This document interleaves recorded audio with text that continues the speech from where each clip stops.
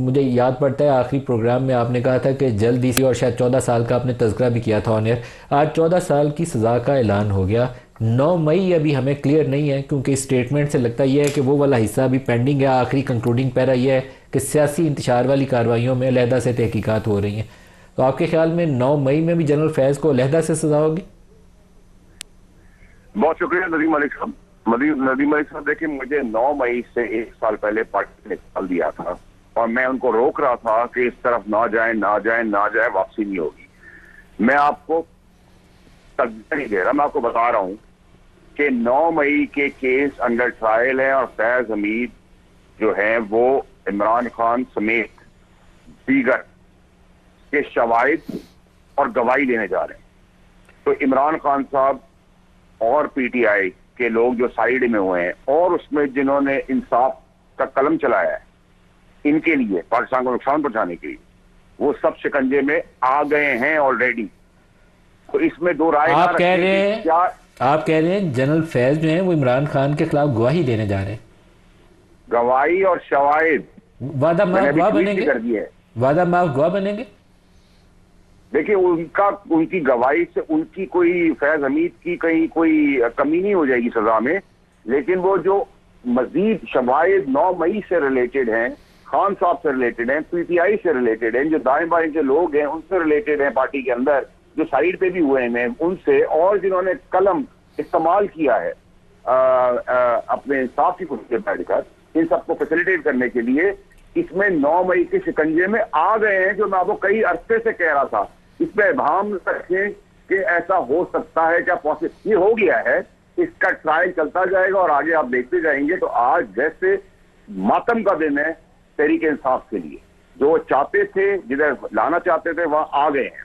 आपके इस बात से तो दो तासुर मिलते हैं। एक ये कि इमरान खान और कुछ पाकिस्तान तहरीक इंसाफ के लोग जो हैं वो 9 मई में चार्जेस फ्रेम होंगे और जनरल फैज़ उनके खिलाफ गवाही देंगे। और साथ आप एक जुमला इस्तेमाल कर रहे हैं जिन्होंने अपना इंसाफ का कलम इस्तेमाल किया कि कुछ जजेस जो हैं वो भी इसी 9 मई वाले केस के अंदर शामिल हो जाएंगे। ऐसे ही है? देखिए जी, मैं आपको, जैसे अगर आप इस्तीफा दे के बात करें तो आपने इस्तीफा दिया है, अफसर साहब को देखा है। मैं तो बड़ा क्लियर हूँ नदीम मलिक साहब, अभाम ना रखे, कंफ्यूजन ना रखे, बुजदिली ना दिखाएं। जो सच है, फैक्ट है, वो रखे पब्लिक के आगे। ये 9 मई से रोक रहे थे, 9 मई में कोई क्वेश्चन ही नहीं है। जो मैं आपको कई सालों से कह रहा था, देयर इज नो क्वेश्चन। मैंने आपको ये सब बातें तब कही थी जब किसी ने तस्वुर भी नहीं किया था। खास करके मैं बात करता था शुरू से, वो खास पकड़ा गया। 14 साल वाली बात मैंने आपसे कही थी, अल्लाह के हुक्म से वो भी पूरी हुई। इसी तरीके से जिस चीज से रोक रहा था 9 मई से के इकदाम जैसे कामों से, मुझे निकाल दिया 9 मई से 1 साल पहले, अल्हम्दुलिल्लाह, अल्लाह का शुक्र है। लेकिन अब मजीद कोई पॉलिटिकल प्लान किसी भी पार्टी का समेत पीटीआई के आगे ये बड़ा इस तरफ जो कोशिश की जा रही है आज के दिन भी, वो भी इबरत का वर्ड यूज मैं कर रहा हूं कानूनी तौर पे, और बर्बरियत से मुल्क दुश्मन अनासर को टेक ऑन किया जाएगा। और इसमें भाम गुंजाइश ना रखें। जो मैं आपसे कह रहा हूं वो आप देखेंगे आने वाले दिनों में कि वैसा ही होगा कि 9 मई के अंदर इमरान खान साहब के शवाहिद, गवाही, उनके उससे पहले एज वजीर आजम जिन भूत और सियासी प्लेयर जो अंदर हैं और बाहर भी हैं, ठीक है, वो सब आप देखेंगे। तो 9 May is not a question कि क्या ये पॉसिबिलिटी हो चुकी है।